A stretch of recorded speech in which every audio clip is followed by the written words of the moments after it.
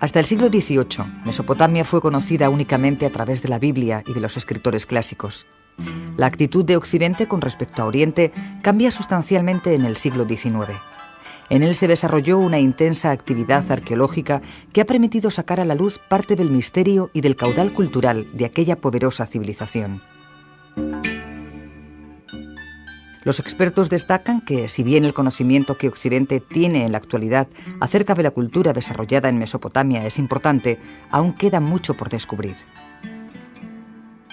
La originalidad de esta civilización se puede apreciar en que, entre otros acontecimientos, ha sido la artífice de la escritura más antigua conocida hasta la fecha.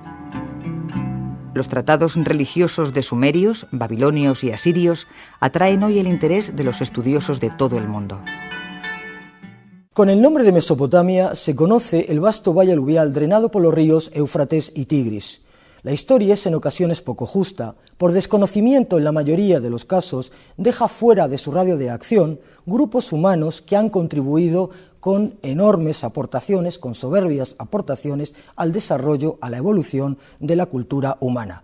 Este es el caso de los mesopotámicos, ignorados pese a que en su ámbito evolucionó una parte importante de la tradición bíblica y de que su civilización sirvió de fuente a la tradición helénica, columnas ambas de la cultura occidental. Mesopotamia fue uno de los grandes focos de la civilización. El desarrollo de la agricultura, la industria y el comercio se manifestó en la aparición de las ciudades y en la invención de la escritura y de las ciencias exactas. Esta trascendental revolución llevada a cabo por los acadios y los sumerios fue continuada y perfeccionada por los asirios y los babilonios. Hoy está con nosotros don Federico Lara Peinado, profesor titular de Historia Antigua en la Universidad Complutense desde el año 1976. Entre su extensa obra destacamos Diccionario Biográfico del Mundo Antiguo, Mitos Sumerios y Acadios, Las Primeras Civilizaciones, Poema Babilónico de la Creación, Código de Hammurabi, Poema de Gilgamés, El Libro de los Muertos, El Egipto Faraónico, etc. Aparte de numerosos estudios dedicados a epigrafía, religión, arte y metodología histórica, su labor docente e investigadora se centra en el área del Antiguo Oriente. Buenos días. Como no vamos a ofrecer ni asumir una tarea imposible, vamos a intentar acercarnos de una forma breve, con unas suaves pinceladas, a la sabiduría de Mesopotamia. Para empezar, ¿cuáles crees que son las ideas claves, los aspectos, los rasgos básicos de la denominada cuna de la civilización? En primer lugar, indiscutiblemente, el más importante es la invención de la escritura. Hecho ocurrido sobre el 3500 a.C. en la ciudad de Uruk, inventada por el estamento sacerdotal, además inventadas por necesidades materiales.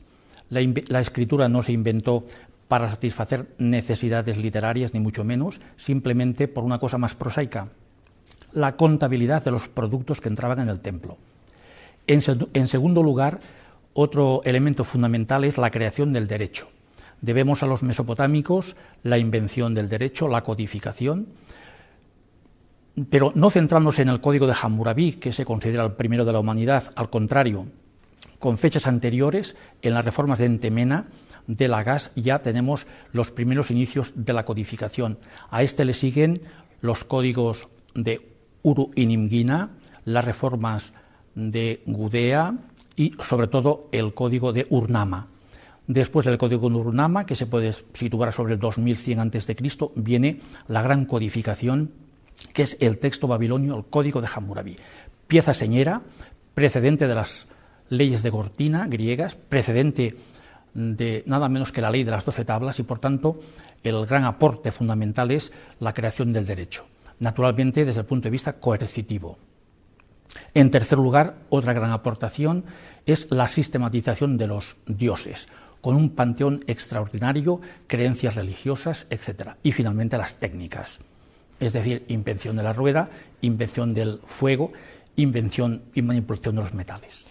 El retrato cosmogónico más detallado, y sin lugar a dudas el más famoso, es el Poema de la Creación. Estamos ante un panegírico en honor al dios Marduk. Quienes antiguamente lo empleaban lo citaban por su incipit, enuma elis, cuando en lo alto.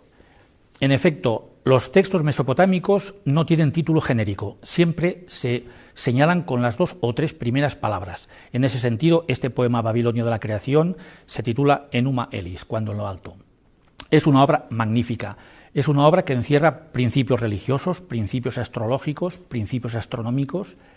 Se redactó en el siglo XII a.C., recogía material sumerio anterior y en 7 tablillas estructuran primero el origen del mundo, la creación de los hombres, la creación de los dioses, la gran figura de Marduk y sobre todo la exaltación de Babilonia.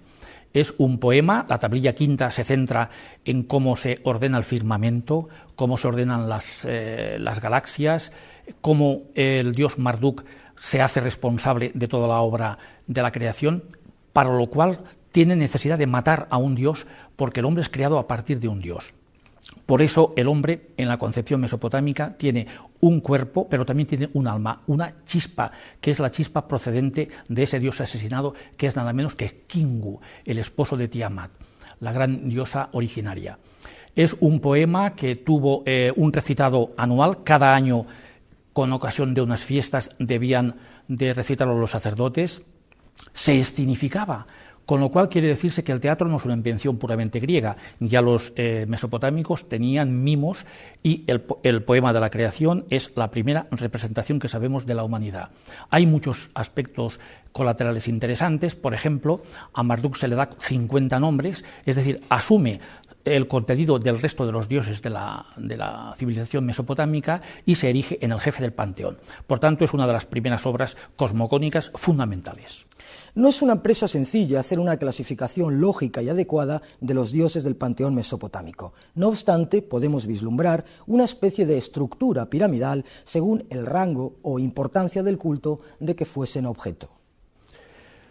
Los mesopotámicos tuvieron en su haber la sutileza de organizar su enorme panteón. Sabemos por documentación que tuvieron 3.600 divinidades. De esas 3.600, aproximadamente conocemos unas 3.000. Conocemos los nombres de casi todas de ellas, pero no su contenido teológico.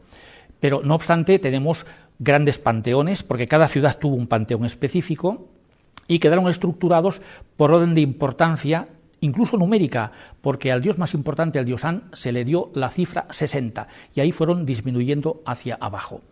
Lo organizaron en tríadas cosmogónicas, en tríadas astrales, pero todo ello centrado en una sociedad agrícola pastoril, porque los dioses de los mesopotámicos son unos dioses primitivos, tendentes a satisfacer las necesidades primarias. Y así tenemos, por ejemplo, una gran primera tríada formada por los dioses An, que es el dios del cielo, por uno de sus hijos llamado Enlil, que es el dios de la tormenta, y por el dios de la tierra, que es Ki, una diosa de la tierra que es Ki. A este Ki se le asocia un dios de las aguas, que es el dios Enki. Por tanto, tenemos por una parte el cielo, por otra el éter y por otra las aguas y la tierra. Y por debajo está una tríada de astros.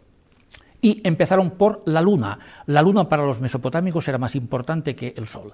La luna les sirvió de base de referencia para el calendario. Es el dios Nanar, que significa brillante. Luego los acadios y babilonios al nombre Nanar se lo cambiaron y le dieron el nombre de Sin. Y en segundo lugar estaba el dios Sol, a quien llaman Utu, y luego los acadios le llaman Samas. Es el dios de la justicia, porque en Mesopotamia la temperatura normal a la sombra son 50 grados y naturalmente es un sol de justicia, vulgarmente hablando. Y luego viene la diosa Istar, el planeta Venus, es la diosa del amor, la diosa de la guerra. Y por tanto es, en cierta manera, la referente de las demás diosas. Luego también contaron con un conjunto enorme de dioses que pululan alrededor de estos, que son los Igigi, que están en el cielo, y los Anunnaki, que están en el infierno. También contaron con demonios, una gran cantidad de demonios, también de espíritus protectores. Por ejemplo, estos ángeles de la guarda de la religión cristiana o católica están ya representados en la civilización mesopotámica, y por tanto fue una civilización con gran número de dioses. Los habitantes de Mesopotamia imaginaban el universo a partir de la imagen del mundo que veían a su alrededor. Concebían a la Tierra como un disco plano que flotaba sobre una capa de agua dulce y que estaba rodeado por un inmenso mar, a su vez cercado por un círculo de montañas.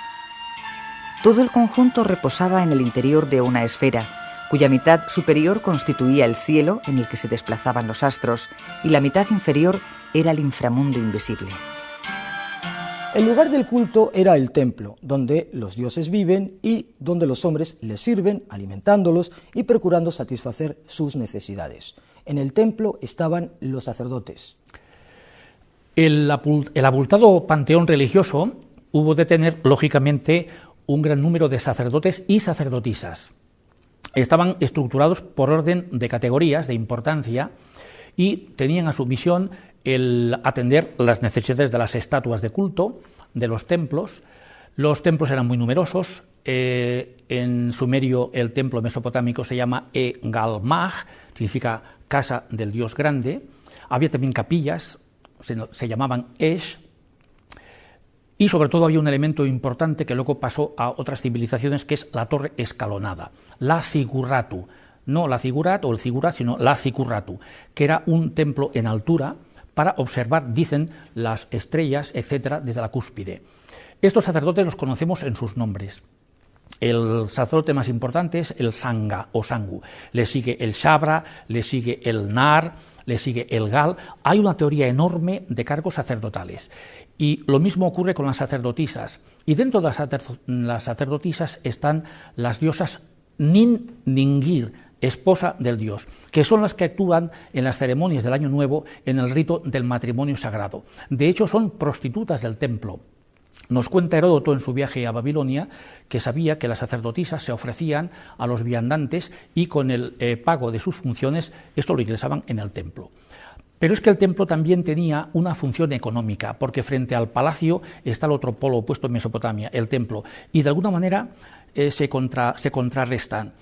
Debemos esperar al rey Meselim de Kish para que separe los poderes civiles y los poderes religiosos. Y sobre todo debemos esperar a Hammurabi de Babilonia para que separe también el poder político y el religioso.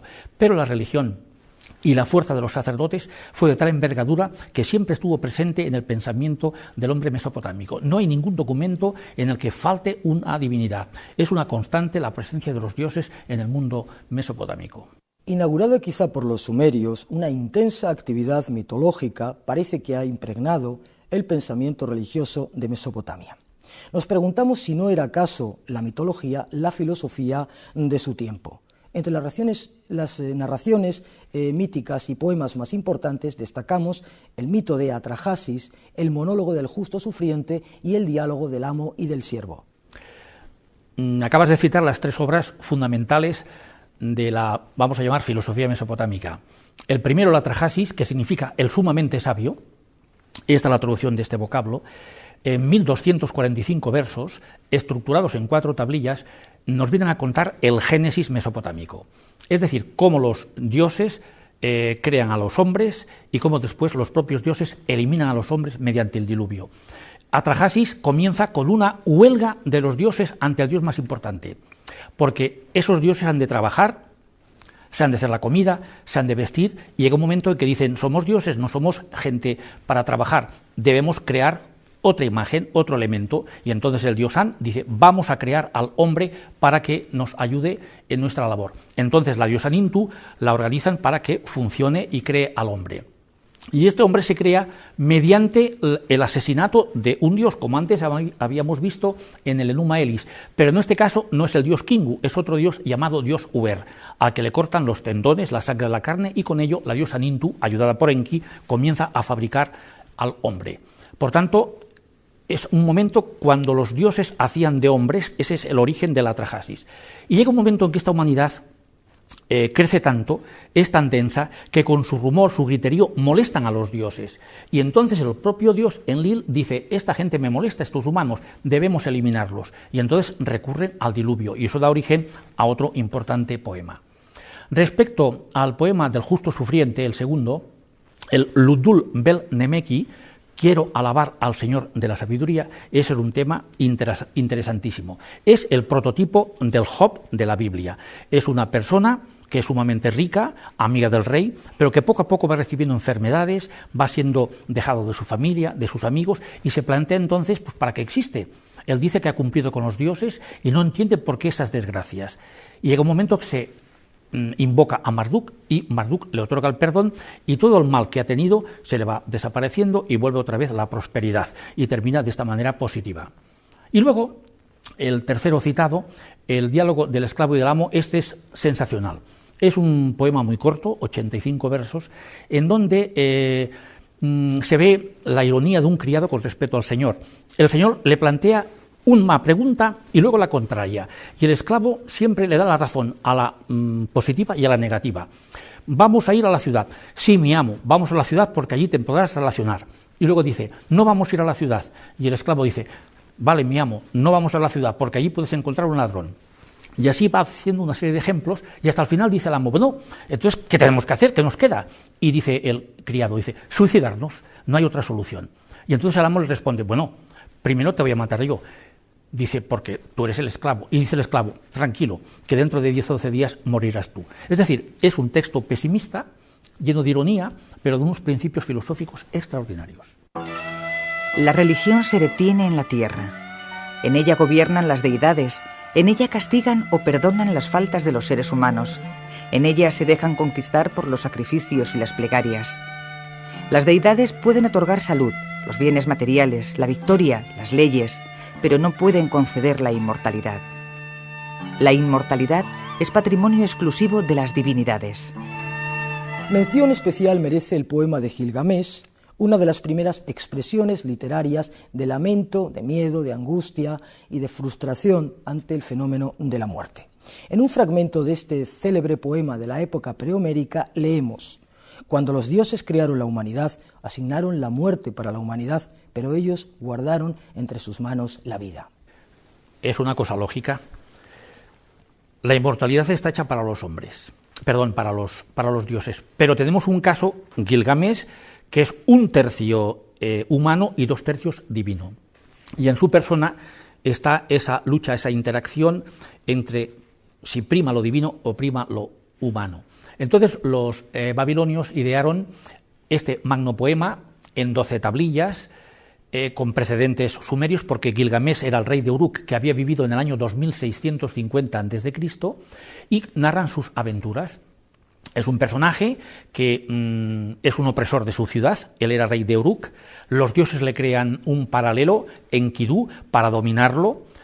En vez de dominarlo, al final se hacen amigos, hacen una serie de aventuras, van al bosque de la vida a buscar madera de cedro, regresan otra vez a Uruk, allí la diosa Ishtar le ofrece el amor a Gilgamés, Gilgamés la desprecia porque la considera que es la reina de las prostitutas sagradas, entonces Enkidu también la desprecia. Ella, por represalia, envía al toro celeste, ese toro celeste ataca a la ciudad de Uruk, pero los dos amigos, Gilgamés y Enkidu, matan al toro celeste y por esta ofensa el dios An concede, mejor dicho, una serie de prerrogativas a Gilgamés, pero castiga con la muerte a su amigo Enkidu. Enkidu muere, el cadáver lo vela Gilgamés, y al cabo de un cierto tiempo, cuando Gilgamés ve que por las narices le salen los gusanos de la corrupción, se plantea la pregunta, ¿yo también he de morir? Y entonces, con un gran desasosiego, dice, tiene que haber una solución. Y entonces se acuerda que un antepasado suyo había sido salvado del diluvio. Es un personaje que se llama Utnapishtim, que había sido salvado con una barca, con la familia, etc. Y él recorre campos, desiertos, matando leones, pasando una serie de aventuras, hasta que al final llega a Utnapishtim. Este Utnapishtim le explica su vida, cómo se había salvado de ese diluvio. Aquí habría un paralelo con el Atrahasis al que antes nos referíamos, y al final le comenta que como tiene un componente humano no puede tener la inmortalidad, pero le otorga la planta de la eterna juventud. Y lo que hace Gilgamés es, al regresar a su patria, decir, si me la como yo soy un egoísta, voy a esperar a mis conciudadanos, comeremos todos y todos seremos jóvenes eternos. Pero en un momento de descuido, mientras se está ahí refrescando en una fuente, viene una serpiente, se come esa planta, con lo cual la esperanza de Gilgamés desaparece. La religión mesopotámica se detiene en la vida. Las deidades pueden conceder al hombre bienes materiales, larga vida, una buena salud, pero no pueden conceder la inmortalidad. La inmortalidad es patrimonio de las divinidades. ¿Dónde van los muertos? ¿Qué dicen los mitos sumerios y acadios en torno a la muerte? Al respecto, dicen que el cuerpo, al que llaman Zumru, ese desaparece, pero el alma, Etimu, esa se mantiene, porque esa alma procede de la sangre de un dios inmolado para la creación de la humanidad. Una vez que ha fallecido una persona, va al más allá, que recibe varios nombres: Ganzir, Arali, Ersetilateri, unos nombres que significan algo así como país de irás no vendrás, país sin el retorno, Kigal, la gran tierra. Es una zona sombría en cuyo interior hay un palacio, y ese palacio está fortificado por 7 murallas. En cada muralla hay un portero, y cuando un cadáver pasa a esa mansión, en la puerta debe ir despojándose de todo ornamento que tenga para llegar totalmente desnudo, pero no por intención, diríamos, purificativa, sino para evitar que ese señor que va al más allá, que llega porque tiene un principio de vida que es el Etimu, pueda asesinar a la diosa del infierno, que es la diosa Ereshkigal, porque Ereshkigal tuvo un incidente con su hermana, la diosa Inanna, que quería también ser titular del infierno. Ereshkigal es una diosa del infierno, con un marido, el dios de los infiernos, Nergal. Era más importante la diosa del infierno que el dios de los infiernos, porque hubo un matrimonio ahí muy curioso. Y en ese infierno están los difuntos sin diferencia de clases. Las coronas están al lado de los báculos, al lado de la ropa del harapiento, todos son iguales. Están cubiertos con unas plumas de ave, nada más pueden beber agua cenagosa, completamente oscuros, llenos de frío, y por tanto es una imagen totalmente sombría. Es una imagen muy negativa, que la conocemos por la tablilla 11ª del poema de Gilgamesh. Tenemos toda una escatología con mitos del descenso a los infiernos, y es una mansión totalmente sombría. Es la mansión de Irkala, también se llama así. Ha sido un verdadero placer contar contigo en este programa de hoy que hemos dedicado a la sabiduría de Mesopotamia. Pues nada más, muchas gracias y buenos días. Algunas de las obras literarias que hoy están consideradas entre las mejores de la literatura universal fueron escritas en Mesopotamia y de forma anónima.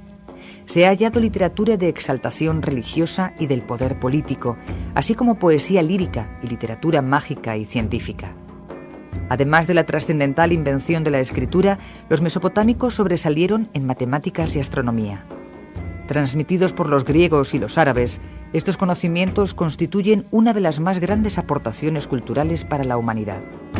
Otro de los aportes invalorables han sido las concepciones jurídicas de la cultura mesopotámica. El estudio de las culturas desarrolladas en Mesopotamia continúa incesante. Son millares las tablillas de arcilla con inscripciones cuneiformes que aún hoy se traducen. La cantidad de documentos de escrituras cuneiformes se ve incrementada constantemente debido a los descubrimientos de las misiones arqueológicas en el cercano Oriente.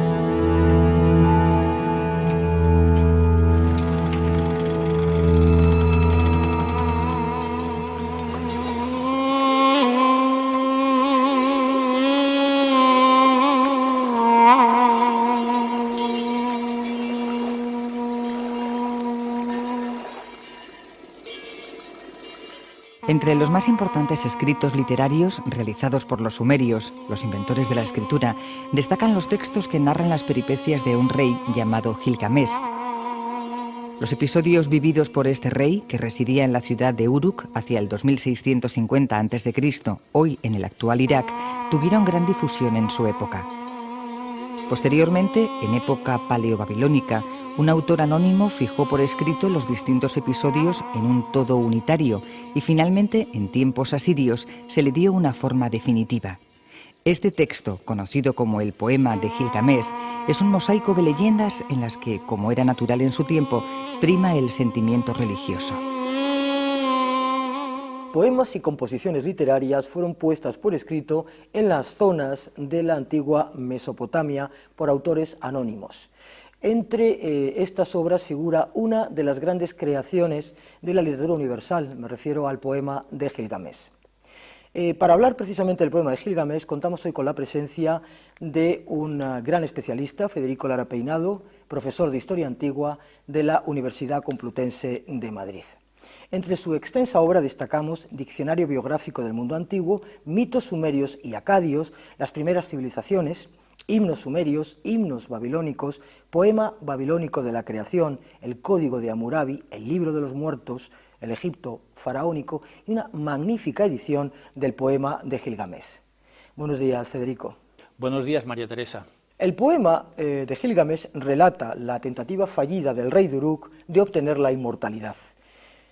El amigo de Gilgamesh, Enkidu, con quien ha vivido numerosas aventuras y al que le une un cariño fraternal, muere a consecuencia de una enfermedad. La aflicción, la pesadumbre y la pena y la queja del héroe mesopotámico son expresión universal del lamento, de la pena, de la tristeza y de la frustración, y por supuesto de la impotencia del hombre ante la muerte. Voy a citar un fragmento de tu excelente edición del poema de Gilgamesh que nos va a ayudar a centrar esta materia, este tema. Enkidu, al que yo amaba entrañablemente, que conmigo había franqueado tantos obstáculos, se ha ido al destino del hombre. Yo he llorado por él días y noches, no permití que se le enterrase para ver si mi amigo se levantaba ante mis lamentos, durante 7 días y 7 noches, hasta que los gusanos cayeron de su nariz. Desde que partió yo he buscado en vano la vida, no ceso de errar como un bandido a través de la estepa. Ahora, tabernera, que he visto tu rostro, ojalá pueda evitar la muerte que constantemente temo. La tabernera respondió a Gilgamesh, la vida que persigues no la encontrarás jamás. Cuando los dioses crearon la humanidad, asignaron la muerte para la humanidad, pero ellos guardaron entre sus manos la vida. Respecto al argumento central del poema de Gilgamesh, está centrado en la inmortalidad, que es un problema sentido por los mesopotámicos. Ellos a la inmortalidad la denominaban Balatu, y frente a ella estaba la muerte, Mutu, que acontecía a todo ser humano. El gran desasosiego de los mesopotámicos estaba en ver, primero, por qué se muere, cómo se muere y qué pasa después de la muerte. Entonces, los poetas, anónimos poetas del tercer milenio antes de Cristo, se lanzaron a la teoría de la inmortalidad, que centraron exclusivamente en los dioses.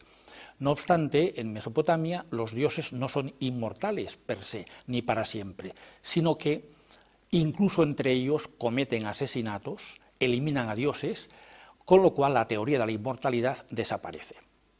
El poema de Gilgamesh, sin embargo, se centra en buscar esa inmortalidad por parte de un rey de Uruk, muy famoso, cuya existencia histórica está en vías de demostración, que intenta buscar esa vida eterna peregrinando después de una serie de aventuras que ha tenido precisamente con ese personaje que acabas de citar, Enkidu, que ha visto que a causa de una enfermedad ha fallecido y por tanto, a pesar de haber sido creado de una materia divina, porque ha sido creado por una diosa, la diosa Aruru, fallece. El desasosiego de Gilgamesh está en ver que su esfuerzo será inútil. Por tanto, la inmortalidad es una cosa exclusiva para los dioses a la que los humanos no pueden acceder, porque Gilgamesh tenía en su composición 2 tercios Dios y 1 tercio humano, y precisamente será el tercio humano el que al final vencerá sobre los 2 tercios divinos. 5 son hasta el momento los poemas sumerios que se refieren a Gilgamesh y que constituyeron el eje central que permitió la elaboración de la gran epopeya centrada en aquel monarca de Uruk, hoy considerado por algunos estudiosos como ser histórico y no mítico. Gilgamesh es un ser para unos autores totalmente histórico, para otros que no tuvo tal existencia. No obstante, desde los textos de Fara, centrados en el 2500 a.C., se recoge el nombre de Gilgamesh. Este personaje reinó en Uruk. Una lista real redactada en Isin le da 120 años de vida, lo cual es totalmente, podría pensarse que habría vivido esta cantidad de años, pero lo normal es que fuese menos, porque su hijo, el hijo de Gilgamesh, llamado Ur-Lugal, solamente en esa lista real le dan 30 años de vida. Por tanto, es un personaje que hasta ahora no hay documentación coetánea de su existencia histórica. Sin embargo, la mitografía se centró en la figura de este personaje, redactando una serie de capítulos de textos aislados, 5 en concreto, que después se fusionaron en el año 1600, en la época casita, por un autor cuyo nombre nos ha llegado, se llamó Sinlique Unini, el cual dio forma unitaria a esos 5 poemas.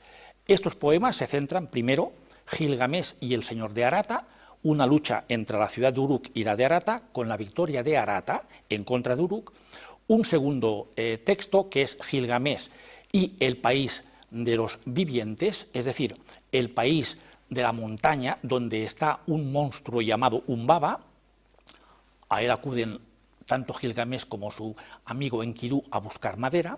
Un tercer episodio, Gilgamés y el toro celeste, motivado porque al robar esa madera y regresar a Uruk, la diosa Inanna se enamora de Gilgamés y le ofrece su figura. Gilgamés la desprecia y entonces esa diosa exige la creación de un toro celeste para eliminar a Gilgamés, a su amigo y a toda la población de Uruk.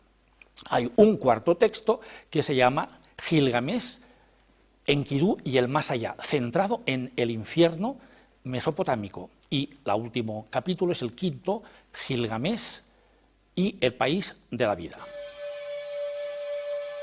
El poema de Gilgamés fue hallado en la biblioteca del rey asirio Asurbanipal, en Nínive. El texto estaba fijado en letras cuneiformes en una serie de tablillas que no pudieron ser descifradas hasta mediados del siglo XIX. Con posterioridad a este hallazgo, en otras excavaciones arqueológicas en el Próximo Oriente fueron localizadas otras copias y fragmentos de este poema. ¿Cuáles son los aspectos más relevantes de la filosofía y de la religión mesopotámica que has detectado, que has trabajado, que has investigado en el poema de Gilgamés? Hay numerosos aspectos filosóficos, también religiosos. No olvidemos que la filosofía, en contra de la creencia general, no nace en Grecia, sino que se origina en Mesopotamia, dado que allí tienen un concepto, los me, en virtud del cual una cosa es lo que es por su propia naturaleza. Esto está presente en el poema. Y luego, respecto a los aspectos religiosos, la gran nómina de dioses que aparecen. Desde el dios An, que es el padre de los dioses, no olvidemos que Gilgamés en el poema es hijo de un dios y de una diosa, no de seres humanos, aunque él era rey de Uruk, y por tanto los dioses aparecen en una nómina extraordinaria. Cerca de 60 dioses, de los más dispares, están los dioses del infierno, Nergal y su esposa Ereshkigal, que son los que controlan el más allá. Está la diosa Aruru, la diosa del nacimiento, que crea a Enkidu, el amigo de Gilgamés. Está también el dios Amas, muy importante en este poema, es el dios Sol, el dios de la justicia, a quien invoca Gilgamés numerosas veces. También aparece la esposa del dios Amas, llamada Aya, que también tiene un papel muy importante e intermediaria. Y por tanto, las escenas de tipo religioso son numerosísimas. Hay, por ejemplo, la creación de unos pozos con harina, de tipo más o menos ritualista, que conectan con la filosofía del poema, filosofía que en el fondo es una filosofía un tanto, diríamos, no trascendente, porque pinta con tintes sombríos la existencia del hombre. Gilgamés tiene que morir a pesar de ser Dios. El poema de Gilgamés es el resultado de diversas justaposiciones de poemas sumerios perfectamente diferenciados, que recogían dos ciclos de carácter épico, el de Enkidu y el de Gilgamés. El gran hallazgo del compilador en el siglo XVII, a la época casita, que supo aunar los 5 elementos o 5 cantos del poema de Gilgamés, tuvo muy presente 2 ciclos épicos previos, el de Enkidu y el de Gilgamés. Y aquí es muy interesante porque Enkidu significa el concepto de lo agreste, lo selvático. Está viviendo en la estepa, en el Edín, de ahí viene luego la palabra Edén que todos conocemos, y frente a él está lo urbano, lo civilizado, que es Gilgamés. Incluso el texto dice en un momento, cuando Enkidu es creado, que no sabe comer pan, no sabe beber cerveza, dando signo a pueblos nómadas esteparios que carecían de una civilización. Por tanto, como contrapunto tenemos la vida civilizada, el ciclo de Gilgamés. Y hay un intercambio curioso porque ese Enkidu, ese nómada, ese ser creado en la estepa por parte de los dioses, cobrará su civilización gracias al envío de una persona, una hieródula, una prostituta sagrada llamada Samhat, que será la que lo introducirá en la vida civilizada. Precisamente el contraste de lo agreste, lo fuera de la ciudad frente a lo urbano, se unificarán cuando Enkidu y Gilgamesh se hagan amigos. Por tanto, hay un tema relacionado con la vida nómada, con la vida fuera de la ciudad, frente a la vida urbana civilizada, que es la vida superior, que es la centralizada por Gilgamesh. Desde el Golfo Pérsico hasta el Mar Negro y desde el Mediterráneo hasta el País de las Nieves, se cantaron las proezas del rey de Uruk y de su amigo Enkidu. De esa aceptación en ese extenso territorio ha llegado hasta nosotros distintos testimonios escritos en diversas versiones. Fue tal el éxito que tuvo el poema de Gilgamesh, porque se mantuvo desde el año prácticamente 2500 a.C. hasta época de antes de la era cristiana, siglo I aproximadamente, que se difundió por todo el mundo antiguo en la parte naturalmente oriental. Se han encontrado tablillas en Irán, se han encontrado tablillas en Palestina, se han encontrado tablillas en Anatolia. Hay referencias de que se conoció en Egipto. La Biblia también parece ser que se hace eco de algunos episodios de Gilgamesh. Algunos autores lo comparan con el Adán bíblico. Por tanto, fue una obra extensísima, incluso llegó a ser representada de modo teatral, desde luego en plan de mimo, y por tanto todas esas tablillas que se han encontrado en distintos lugares, por ejemplo en Asur, en Nimrud, en Sultan Tepe, en Megiddo, en Hattusas, todas esas tablillas que totalizan alrededor de 184 ejemplares, muchos de ellos conservados en el Museo Británico, evidencian la gran popularidad que tuvo este texto. Bien, es verdad, texto escrito para eruditos, porque en principio este poema iba siendo recitado de lugar en lugar, de pueblo en pueblo, por unos aedas ambulantes, y llegó un momento en que aquel autor al que me refería anteriormente, Sinleke Unini, lo puso por escrito, pero para gente selecta, porque este poema, el éxito que tenía, radicaba en que se planteaba, primero, la existencia del hombre, el por qué se muere, segundo, la inmortalidad, y en tercer lugar, el papel de los dioses respecto a las personas. Es decir, el contenido de qué es lo que es el hombre, para qué está en este mundo y qué es lo que va a ocurrir en el más allá, esto era un anclaje en todas las mentalidades y por tanto tuvo un éxito extraordinario. Ya digo, conocemos 184 fragmentos, hay una edición última del año 2003 de un autor inglés, George, que ha puesto al día pues, todo el contenido de esos 184 fragmentos y textos completos. Desde luego, la versión ninivita, la que se encontró en la biblioteca de Asurbanipal del 650 a.C., es la más completa. Y gracias a esta biblioteca conocemos ese proceso. El poema fue transcrito para el rey Asurbanipal, quien intentó coleccionar copias de todos los documentos escritos del mundo por él conocido. La versión que se encontró en la biblioteca del rey fue escrita en babilonio estándar, un dialecto del idioma acadio que solo se usaba con fines literarios. Los críticos consideran que es la primera obra literaria que aborda el tema de la mortalidad e inmortalidad del hombre. Me gustaría que nos ofrecieras un breve resumen del contenido literario del poema de Gilgamesh. El poema de Gilgamesh, que se articuló en base a 5 textos previos, tiene un desarrollo cíclico, comienza en Uruk, finaliza en Uruk. Uruk es una antigua ciudad mesopotámica con un numeroso estratos arqueológicos de una potencia extraordinaria desde el punto de vista de los restos materiales. En Uruk se inventó la escritura y precisamente el poema de Gilgamesh, el propio Gilgamesh pide que se escriban sus aventuras por escrito. Dice que es el hombre que ha visto lo más hondo, la profundidad, el abismo. Entonces comienza la acción, que es un rey tirano que está sojuzgando a todo su pueblo, ejerce el jus prime noctis, el derecho de pernada, y los dioses protestan, algunos dioses, y crean a un amigo, a un ser, para que se le oponga, pero que acabará siendo amigo, que es Enkidu. Juntos, una vez que entablan amistad, comienzan una serie de aventuras extraordinarias en ir a la mansión de los dioses, a unas montañas, para buscar madera para construir una puerta mítica. Está el rito de paso por la puerta, que es muy importante, y en esa montaña mítica está protegida por una especie de ogro llamado Umbaba, un ser monstruoso, que vigila la morada de los dioses, porque la montaña en mitología es un elemento muy importante. Sirve como elemento económico, sirve como elemento defensivo, en el caso de las ciudades, y sirve como elemento religioso. Es un lugar donde hay dioses. No olvidemos que los dragones, la imagen de nuestros días, de los elfos y esos habitantes de bosque, ya aparece en el Gilgamesh, es el prototipo. Juntos emprenden esa aventura, matan al vigilante, a Humbaba, de ese bosque, cogen la madera y se la llevan a Uruk. La diosa Ishtar, al ver a Gilgamesh, queda prendado de su hermosura, y aquí de modo extraño irrumpe esta diosa en el ductus del poema. Gilgamesh la desprecia y entonces esa diosa exige la creación del toro celeste.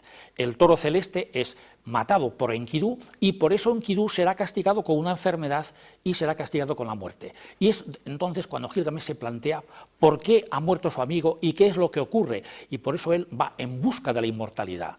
Y recuerda que tiene un antepasado llamado Utnapishtim, que había sido salvado del diluvio, y aquí en la tablilla 11 del poema se narra el poema del diluvio universal. Por tanto, el Génesis 5.7 lo que hace es copiar en parte estos textos de Mesopotamia. Entonces Gilgamesh comienza a andar por la meseta, por bosques, por desiertos, en busca de ese Utnapishtim. Y una vez que lo encuentra, se encuentra que es un pobre anciano, sin más ni menos, y se pregunta cómo este señor, que no es un don nadie, tiene la inmortalidad. Y entonces este Utnapishtim le cuenta que, sin saberlo por qué ni cómo, los dioses le conceden el don de la larga vida. Y esa larga vida la han concedido porque uno de los dioses, llamado Ea, es el que le avisa mediante un subterfugio para que construya un barco y espere la inundación de toda la tierra. Este personaje se salva con su familia y, por tanto, goza la inmortalidad, el más allá. Entonces le dice, si tú quieres ser inmortal, te someto a unas pruebas. A esas pruebas Gilgamesh no las puede superar. Y entonces le dice la esposa de Utnapishtim, te vamos a dar un secreto, la planta de la inmortalidad, la planta de los días lejanos. Gilgamesh la coge, la recoge y con ella regresa a Uruk. Pero antes, en el camino, siente sed, se quiere refrescar y hay una serpiente que le roba la planta. Entonces Gilgamesh, desilusionado, retorna a Uruk sabiendo que no puede ser inmortal y solamente se consuela con su nombre, la fama de su nombre, y muestra la muralla de Uruk, un perímetro de 10 kilómetros con 900 torres defensivas, y llega a la conclusión de que lo importante es la fama de lo que ha hecho uno en la vida, no el deseo de ser como los dioses. Y luego, tardíamente, se le añadió una última tablilla explicando lo que ocurre en el infierno. Y en ese infierno es donde está su amigo Enkidu, y ahí le describe un más allá realmente tétrico. Hemos llegado al final de nuestro tiempo. Te agradezco mucho tu presencia en este programa que hoy hemos dedicado al poema de Gilgamesh. Muchas gracias. Muchas gracias, María Teresa. El poema de Gilgamesh transmite la convicción de que la inmortalidad no es posible para el ser humano. El hombre está condenado a desaparecer. Pero no fue ese el destino de este texto literario que perdura a lo largo de los tiempos.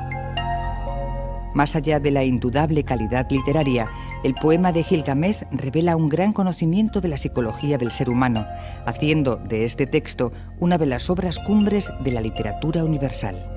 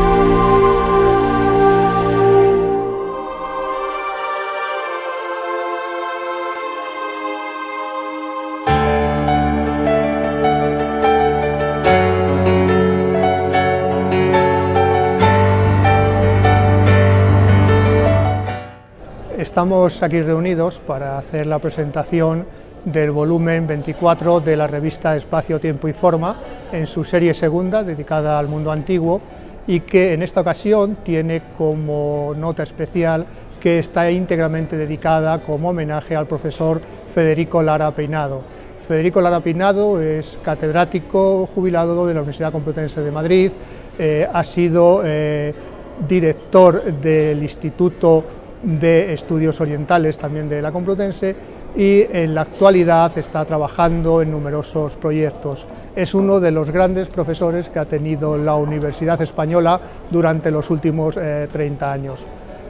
Ha sido también durante casi 20 años o algo más de 20 años tutor de la UNED en el Centro Asociado de Móstoles y ha colaborado intensamente en numerosas tareas universitarias en nuestra universidad. Creíamos que era un reconocimiento obligado hacer este volumen homenaje al profesor Lara, que es uno de los grandes referentes universitarios que ha producido la Universidad Española en los últimos años. Mi experiencia como profesor de la UNED arranca del año 1986, gracias a unas convocatorias que habían facilitado el centro de Madrid, la central, para una serie de tutorías vacantes en aquellos momentos. Me concedieron la tutoría en Móstoles y en Móstoles he estado desde esa fecha, 1986, hasta el 2010, en que por razones de jubilación he tenido que cortar la venia docendi y por tanto dedicarme ya al bello oficio de jubileta. Por mis aulas han pasado muchísimos alumnos en Móstoles, el contacto con ellos ha sido siempre magnífico, dado que eran alumnos en su mayoría mayores de 25 años y por tanto iban a estudiar, a aprender y no a perder el tiempo, como es lo común en nuestros días en la juventud de 17 y 18 años. Yo daba una asignatura muy específica que era la historia antigua de Egipto, en donde, salvo la lista de los faraones, poco más se solía decir en las universidades. Yo he estudiado jeroglíficos, podía traducir textos antiguos jeroglíficos y eso siempre causaba sensación a los alumnos. Es una revista en la que han participado diversos profesores y catedráticos, a los cuales todos ellos me unen una amistad entrañable, puesto que han sido muchas horas de tertulia, de cambios de impresiones, etcétera, con ellos, habida cuenta las materias que yo he impartido, que no solamente han sido egiptología, sino, como decía antes, geografía también, historia antigua en general y también arte. Es una revista de más de 600 páginas, ha hecho un esfuerzo económico la UNED en programar esta revista y yo me siento muy orgulloso de que a mi humilde persona hayan podido dedicar esta revista.